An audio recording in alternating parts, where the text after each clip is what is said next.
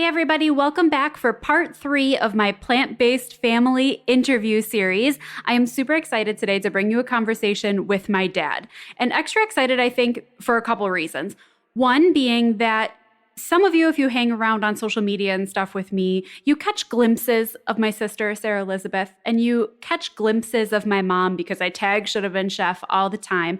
But I don't think my dad is an active part of those conversations on a regular basis. So I'm excited to bring you his perspective on what it was like to transition to eating a plant-based diet, or however he's going to identify that. Because I don't think we hear from men in this space a lot. And I don't think that we hear from no offense, Dad, from men that are a little bit older in this space, right? So, of course, he's a young dad. You're not an old guy.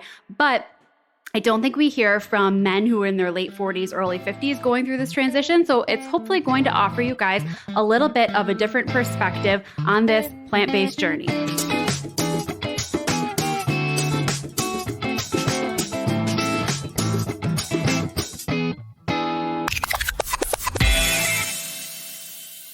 Hey there, and welcome to Be Well with Steph, the podcast. This is the show for you if you believe that personal wellness can be an actively pursued goal, and you're ready to tackle building healthier daily habits with a little bit of good humor, a little bit of grace, and a little bit of coffee. I'm Steph. I'm your wellness and nutrition coach and your host, and I want to make it really clear. You're not expected to be or live perfectly here. Lord knows I don't. After battling diet culture and then learning to navigate the world of wellness culture myself, I know a few things are true. 1, it doesn't have to be complicated to be effective. 2, you are capable of creating a lifestyle you love. And 3, you have everything you need to start doing that today inside your own beautiful self. On this show, we'll talk about nourishing yourself, moving your body, getting a good night's sleep, caring for your mental health, being in community, and maintaining day-to-day practices that make you feel good. I'm here to help empower you to create and maintain a lifestyle of wellness that gives you the strength, energy, and confidence to go after your wildest dreams.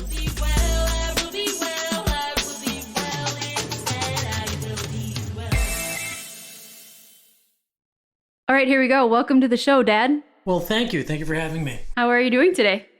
I'm well, remarkably nervous, I think. It's like, it doesn't sound scary until you're sitting there with a microphone in your face being like, people are going to listen to this. And then... Well, it's interesting to hear myself speak on. It's not something that we're accustomed to, I guess. Yeah. So it's good to take some risks and step outside your comfort zones, people. So I'm going to ask Dad today the same kind of series of questions that I asked Mom and Sarah the last 2 weeks. So we'd be able to put things side by side. It's also quite warm today. I'm like sweating right now.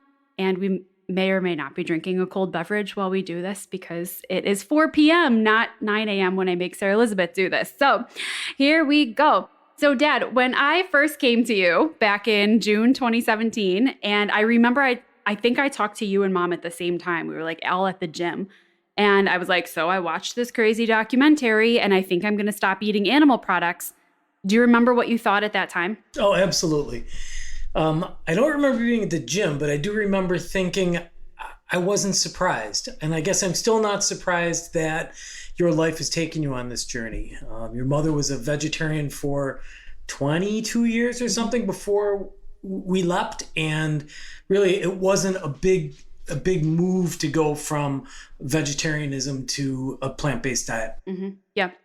So you weren't like totally shocked that I wanted to do this? Wasn't totally shocked at all. I've seen you there's been a lot of iterations of Stephanie, right? This was just another chapter in Stephanie's world. Do you remember if you thought it would stick or not? Or if it would be temporary? With you? Yeah. Didn't have a expectation, thought maybe, well, let's see, let's see.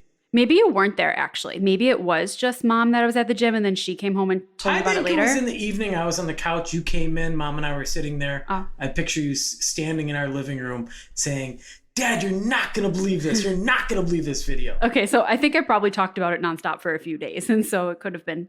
It's years now. It seems like you've been talking about it for years I have been talking about it for at least 5. So If you had to give some sort of label or description to the way that you eat now, what would that be?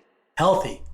I And that's not what I put in my show notes. was going to right? say, I didn't let you check your notes. Do you want to check them? No. I think, I guess I describe my way of eating as frequent. So I've always been that way. I've always eaten. I'm a grazer. I want to eat nonstop all the time. Even when I'm done eating, I'm thinking, what's there left to eat? So I'm an eater. So when I transitioned into a plant-based diet, I needed a lot of plants, right? I think of myself as more like a rhino or an elephant as opposed to a bunny rabbit. Right. Yeah. It's got to be like in volume, right? We talk about volume eating a lot on here, and those foods that not only can you eat in large volumes because they are like low in calories, right? Fruits and vegetables and other whole foods, but also that you kind of have to, or you're going to be hungry.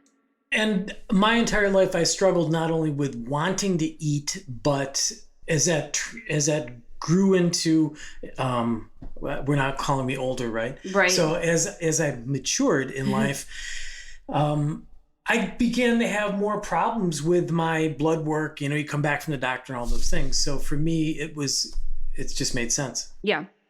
So you would say healthy. Healthy. A healthy eater. Yeah, if you had to like fill out a menu card somewhere, or if you were gonna like put it on a t-shirt, what would you say? I eat a blank diet. Pizza. I eat a pizza diet. No, I think I would say I eat a plant-based diet. Yeah. Okay, that was really my question. Yeah. So in the beginning of adopting a plant-based diet, and we talk about 5 years ago, what of this transition felt hard? Honestly, I think the hardest part about transitioning to a plant-based diet was not running around and instantly telling everybody, hey, guess what? I no longer eat all of this stuff, and now I'm focused on these products, or I'm focused on eating this way. I heard a joke a long time ago that a vegan and a cross trainer walk into a room. Who tells you first? Yeah, right? Yeah. Because you make this leap and you're so proud that you've done this, or that you feel good, you feel better, you've seen this change. You just want to tell everybody. And quite honestly, people don't want to all hear it. They don't want to hear what you're doing or what your change is. And that's kind of hard. Yeah.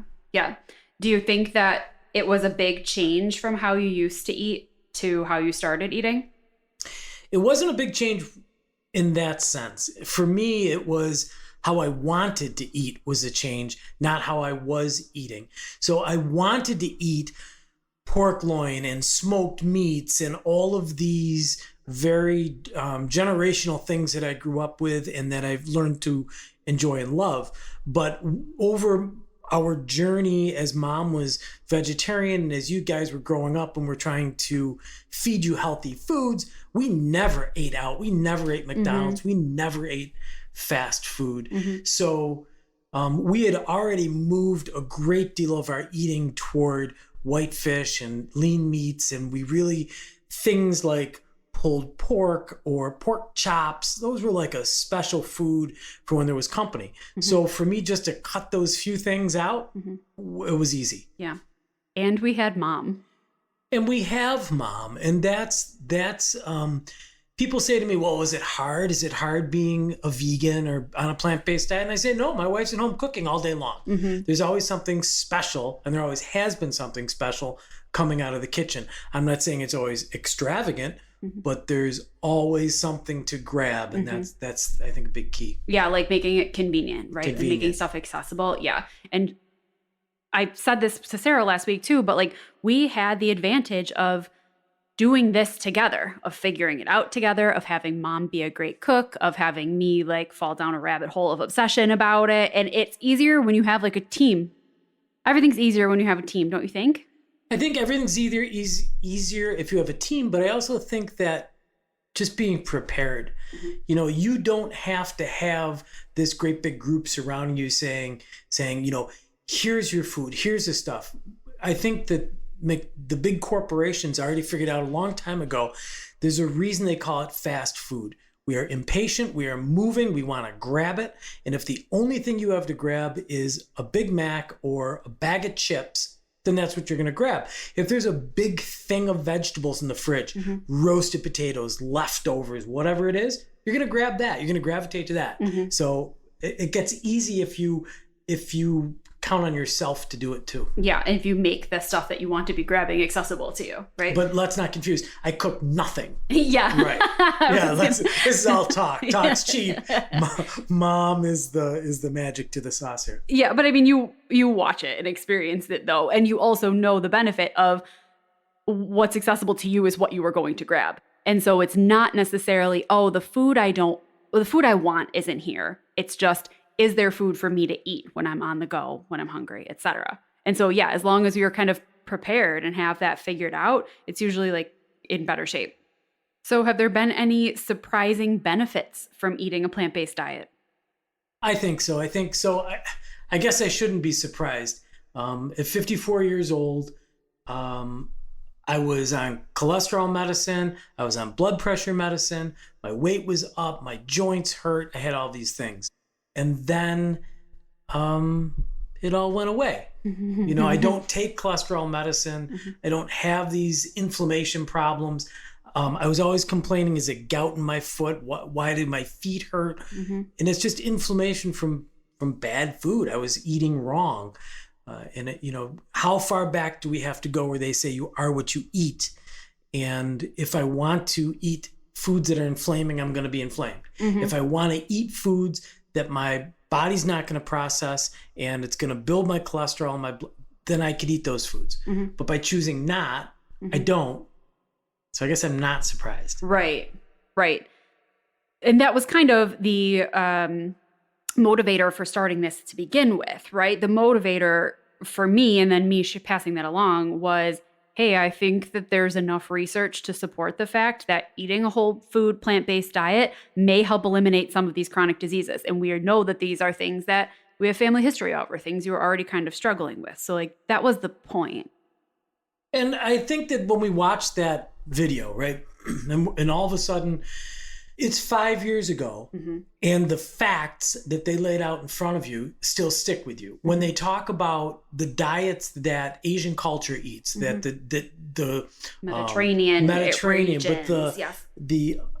the amount of cancer in the U.S. compared to the amount of cancer found in Japan, and where can we correlate? What's the data? And they talk about, well, they're eating this fresh food, they're eating rice instead of processed flours, they're eating fish instead of meat that's farm raised. It's crazy. Yeah, right. And so I guess you're right. It's not totally surprising because that was the goal, and that is what like the evidence supports. So it's not mind-blowing, except it kind of is when it happens to you. Like when Sarah said in her episode, she walked in the door and was like, look what I can do. And she could raise her shoulder. I remember you doing the same thing with your foot, where suddenly you were like, hey, look, after like 2 weeks, take off your shoe, and able to kind of bend your feet and toes in a way that inflammation wasn't letting you do that. If we want to live in ignorance, we can be surprised at anything that we do. There's a guy at work. He sits down at the conference table. He eats 3 donuts in 15 minutes. 3 donuts, 15 minutes. 30 minutes after the meeting, I see him. He's doubled over. He's going, oh, Hannah's got, I can't believe those donuts, man. They're really killing me. You're surprised? Right. I should be surprised that eating good makes me feel good. And he should be surprised that eating bad makes him feel bad. Yeah. It doesn't work. Yeah. So if someone, be they a girl like me or a 50-year-old man, if someone else were interested in embarking on a plant-based or vegan diet, do you have any tips or suggestions you'd offer them? The number one thing that I would say is, if you're looking to go plant-based, don't listen to the people at work. Don't listen to the naysayers who think that tofu is something weird or that steak is life or any of that nonsense. I think that I heard you first say it. What's on your plate is nobody's business. I see that all the time. I say it all the time, people. It's amazing how people want to judge you for what you put in your face. And the reality is they have no clue. They're not even trying.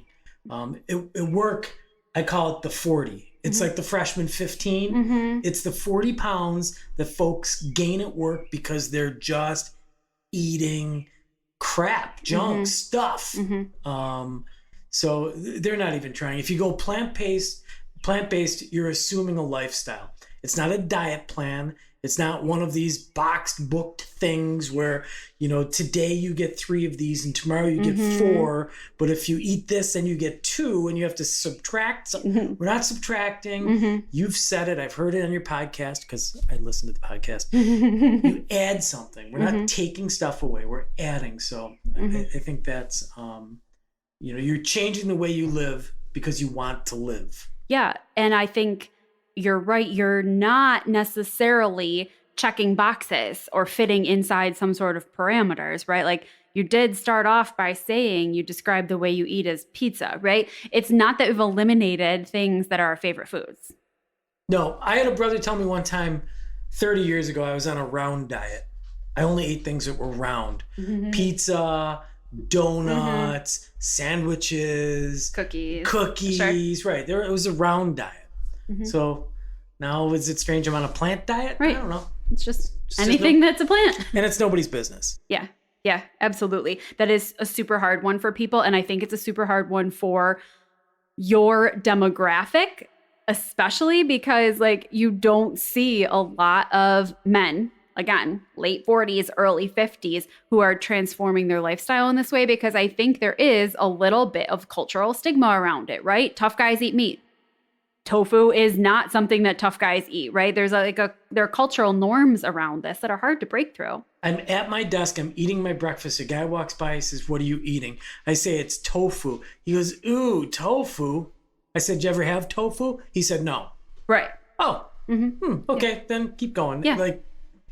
Things are always confusing until we don't understand them, right? And Sarah and I said this last week too, that you have to give people a little bit of grace because they're 6 years ago, you didn't need it either, right? And so there's that little moment of understanding for the fact that people's eyes have not been opened the same.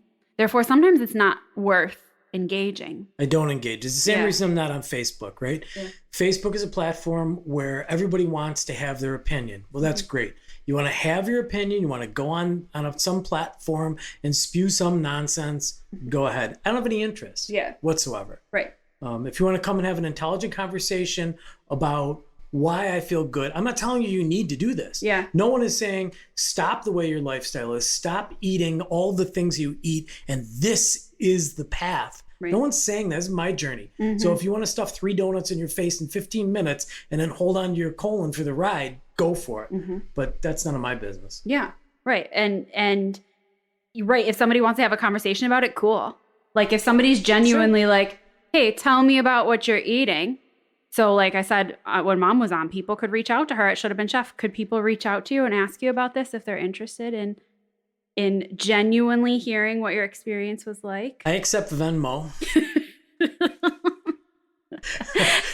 These are paid services. Yeah. No, absolutely. I would have this conversation with anyone. Yeah. Because sometimes people, I think, want to hear from your perspective or not mine, right? I eat well. Yeah. So the first thing that a man in my generation says is, "Oh my gosh, what do you eat?" Well, I eat vegan pasta. It's all vegan. I eat vegan broccoli. It's all vegan. Yeah. I eat all, a loaf of bread. I don't know. What do I eat? I eat delicious things. I am not withering away. Now, have you noticed? Right. This was not a diet plan. Right. I didn't drop 30 pounds of ugly fat. I just... That's such a 50-year-old man thing to say, well, too. It is, but I feel, Yeah, right. It wasn't a weight loss plan. It's not a restrictive diet. It's not a, right. What can you do? So my grandmother, my grandfather, my grandmother, my father all died of cancer. My uncle is currently going through treatment. My brother had bladder cancer, right? So it's in my generation. What can I do to reprogram the cells in my body? What can I do to help myself feel better? What can I do to make a change that's easy? Well, I got an idea.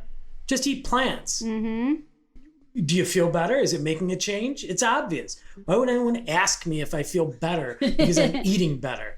I don't know. We have all gotten up in at some point in our lives and devoured a couple of beers and a bag of chips and then felt like crap. And it was just having that moment, that aha, where you're like, oh, I really am what I eat. There is a relationship between what I do and how I feel. Yeah. And that goes in all the areas, right? Like we can say, sure, this is the way that we have prioritized eating because we believe it makes us feel better. And also that exercise or moving your body is a priority.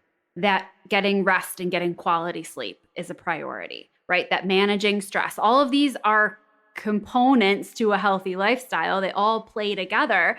And you just don't want to give like too much weight, you know, the guy who has a massive heart attack at the gym, even though on the outside he looks super fit, super strong, you know, but it's what's happening on the inside that people, I think, especially your demographic, forget to prioritize, like what's happening on the inside.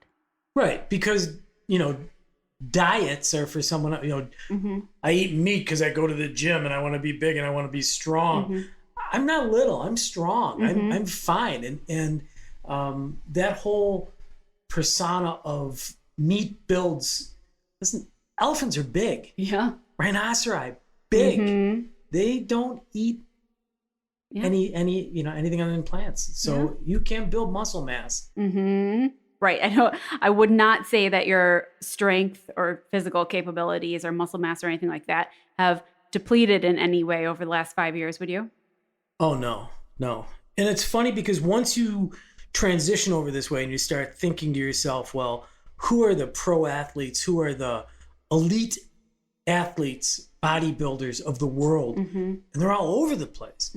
Arnold Schwarzenegger went vegan because he knew at his age he wasn't going to be able to maintain the muscle mass in the gym. So how does he transition into the new? How does he reform himself into the new, right? In a way that's sustainable, right? It's not just like eating a bunch to bulk up quick and then come down and you're not bulking and cutting, you're developing a healthy body. So is there anything else that you have learned or experienced in the last 5 years of this that you want to share with the people? I think that it's important to know if you switch to a plant-based lifestyle, you can ease into it by supplementing with the boxed. But remember that the boxed, the prepared, the stuff that you buy is not healthy. It's not good. You can't do that. The number one thing that anyone who would think, oh, I'm going to try this, I'm going for it, right? If the old guy can do it, I can do it. I would say find Butler soy curls. Right. Those people should be rich. They might be. No, richer. They should be. It's by far, it's this crazy ingredient. It's super easy. So it is some sort of a dried, puffed soy thing that they make. Yeah. And it is like minimally processed. It's just like grinding the soybeans into flour and they dehydrate it into like a noodle shape. And then you just rehydrate it and cook it. Yeah. It's a whole food, but we add it to all kinds of things. And all of a sudden you don't miss that texture of a chicken or a pork or a something. You're getting a protein. I eat them by the handful sometimes. Yeah. It's just, they're outstanding. I think just to like clarify the one thing you said, I think what you were saying is if you're interested in kind of starting this journey, that recognize that there are products and things that can help you transition. Is that what you're saying? So that like... Absolutely. Absolutely. So you don't miss, I just want a cheeseburger. Well, you know what? Go out and get yourself a plant-based burger and have a cheeseburger and get over yourself. But don't eat that all the time. That's right. When it's like a helpful transition. You would say that's a sometime food, right? And so it's like anything else. You can go have a handful of Swedish fish, but... Well, I don't eat those. I don't eat anything like that. But we were just thinking about it because it was Sarah's birthday, and we got these like a Swedish fish variation or whatever. But yeah, all your versions of all your favorite things are out there, right? Versions of your favorite candy, versions of your favorite burger, of your favorite ice cream, whatever. That stuff is out there. If it helps you like make a stepping stone, if it helps you to transition to like animal-free products. So do you ever think that you'll change the way that you eat again? So full disclosure, we did have the questions ahead and I thought about that and I got confused by it because of course I'm going to change. Obviously I'm going to change, but I'm never going back to meat.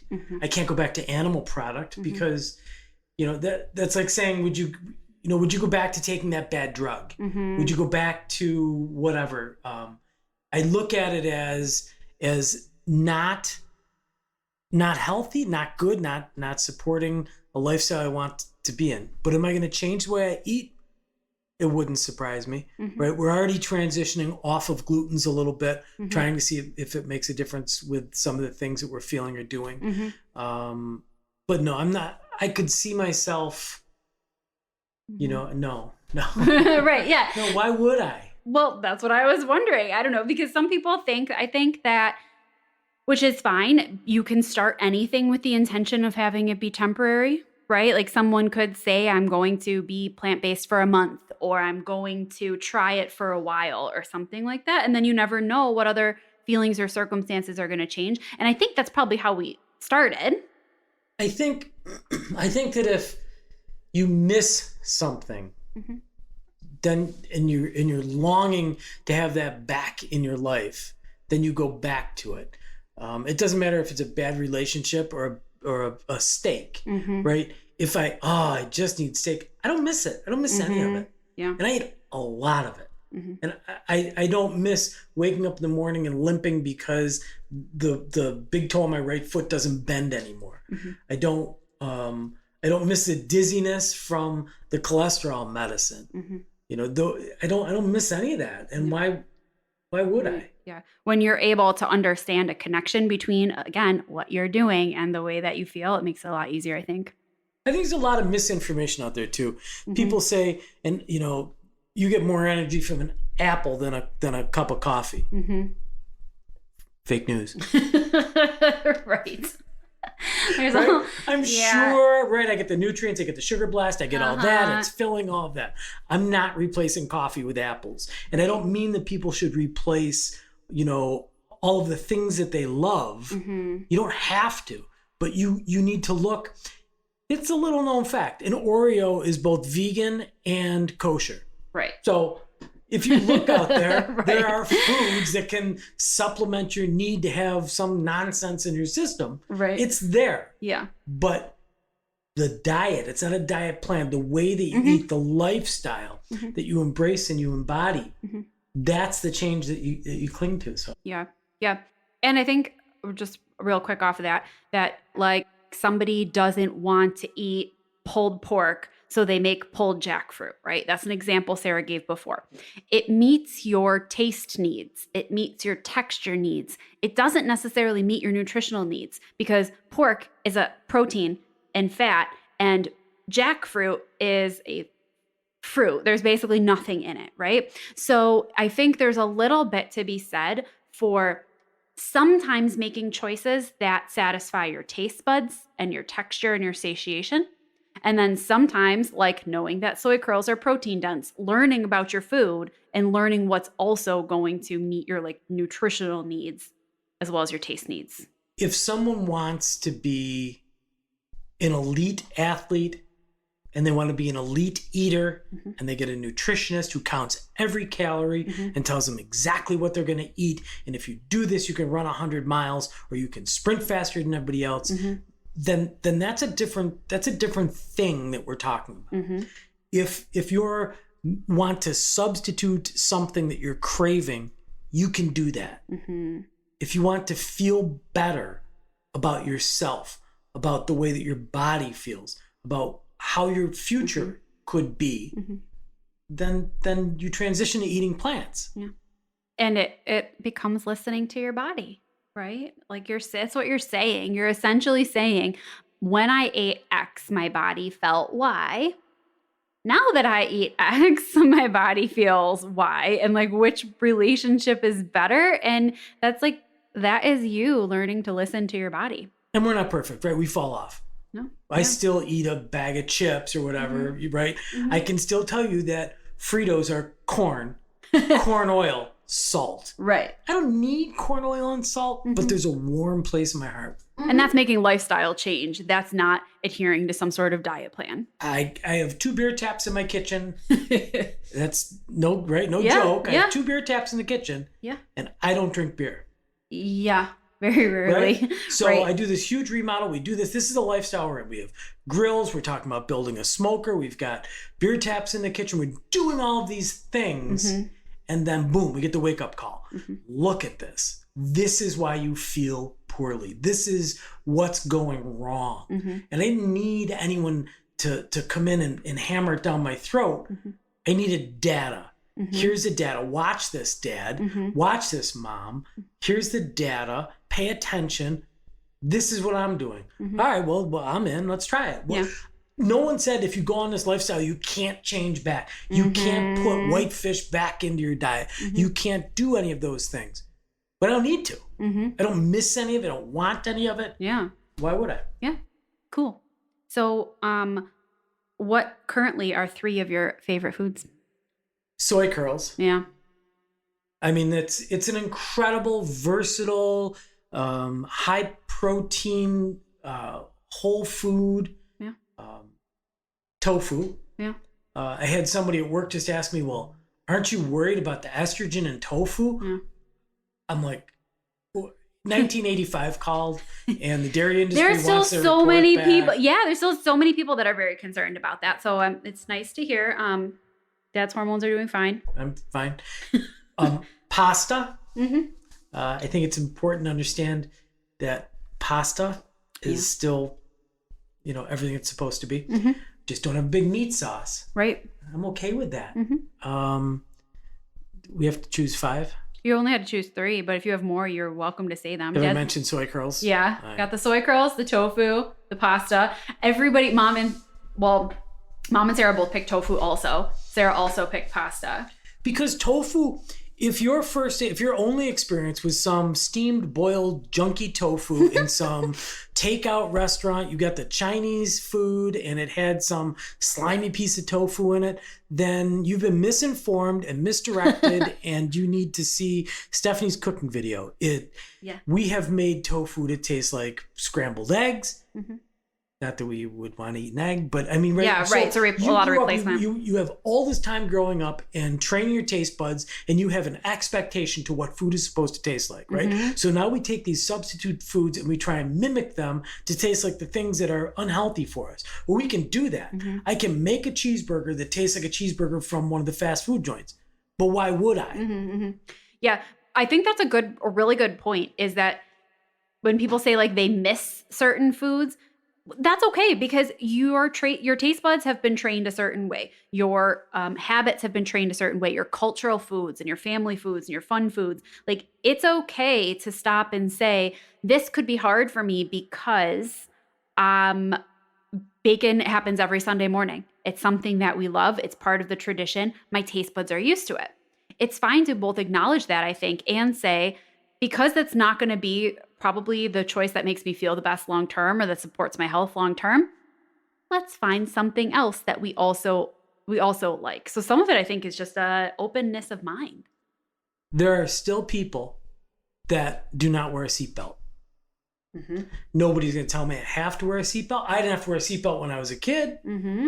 right? If nothing's happened to me so far. Mm-hmm. Why wouldn't I? Why wouldn't I wear a seatbelt? Yeah. Is it that inconvenient? Does it bother me? Mm-hmm. I think it's that openness of mind, right? It's just kind of being like, it is okay to grow, evolve, change your mind. And I think Sarah and I said this last week, to change the way you think based off learning new information. That's a tough one. Somebody gave me a sweatshirt one time, said, look beyond your paradigms. Yes, exactly. I had to look up what a paradigm was. Yeah, right. And then I had to think about that. Mm-hmm. And I was like, holy cow. Yeah, so that's your homework assignment from this episode, is to get cozy with the definition of paradigm, and then maybe start to think a little bit about what some of yours may be and where you might need to look next. Thanks for chatting with me, Dad. Oh, I like to talk to you. Yeah, congratulations on your 5-year plant-based anniversary. Well, I'm done now. We'll go throw a steak on it. Yeah, right. 5 years and counting. Onward and upward. Yeah, it's funny to think of it as like some sort of anniversary. Mm-hmm. Why why do I celebrate? I'm not celebrating it. Mm-hmm. It's not something that's on my radar. Mm-hmm. That's Because I think because it's outside of a cultural norm. So I think sometimes we celebrate things that are outside the cultural norm. It's also a milestone because I don't think because of the difficulties in eating. The eating part is easy. I think the challenges and why a lot of people kind of stop is lack of support or comments from other people or feeling like going out to eat. They have to learn a new way to navigate social settings and everything. And so I think that those are the things worth celebrating, right? Physically, what you eat, not a huge deal, right? It's huge for you personally, but it's not a huge like celebratory thing. I think more the idea that lifestyle change involves changing the way we interact with society. And that takes a little bit of effort. It does. I think your sister in the last podcast had some great advice too, and that was keep food in your car. Yeah. Right. If it's not convenient, then you might fall off the path. And so to have something that you can grab is huge. Yeah. Yeah. I think convenience is a definite theme of all of this. Like plan ahead a little bit. Make it things accessible to you that you want to be consuming. Set yourself up to let it be successful. I think that's kind of a big overall takeaway from everybody with this. Yeah. Yeah. If you don't, but they say, if you fail to plan to fail. If you fail to plan to fail. Speak softly and carry a big stick. Yeah. Okay. Before the quotes spiral out of control here, which they very well could. We'll thank Dad for being on the show with us today. Live long and prosper. Right. And we will be back, super special flash round with all four of us next week on the episode or on the, on the podcast. I'm tired. So I don't know if 5:00 at night is the best time for us to like record, but it's entertaining to say the least. So we'll be back next week with all four of us doing kind of a flash round of favorites from all of us to wrap up the plant-based family interview series. So you definitely don't want to miss out on that. I do want to give a quick reminder that we are raising money for Big Big Table, which is an organization in Buffalo that gives pay what you can dining experience to anyone. So whether you are coming in for a free meal or you're coming in to buy meals from for others or donate or just buy for yourself and give what you can, they're really making healthy food that is also a fun like eat out experience accessible to the greater Buffalo community. So we're excited to be raising some money for them. There's a link to Big Big Table in the show notes. You can check that out. There's also a link in the show notes to my 3-day meal plan for plant-based eating. So you get access to 3 days of sample meals with recipes and shopping lists. So if any of this has piqued your interest and you're like, maybe I would like to try plant-based eating, seems like there are a lot of benefits. Maybe it wouldn't be too hard, but I'm not sure where to start. You can go to the link in the show notes, grab that free download, and give it a whirl. As always, you can reach out to any of us on Instagram, or you can email me, steph@bewellwithsteph.com. Always love to chat with you. Until next week, guys, be well.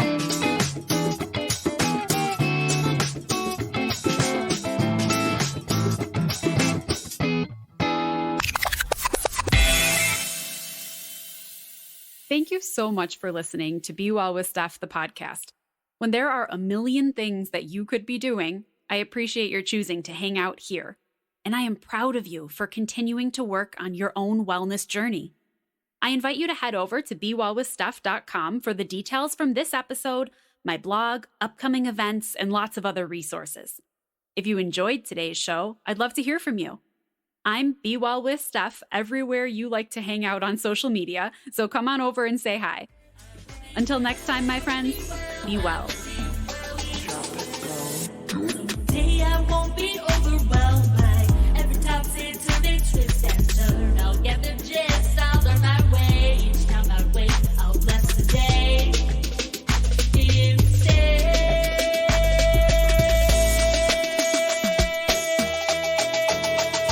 Bounce it.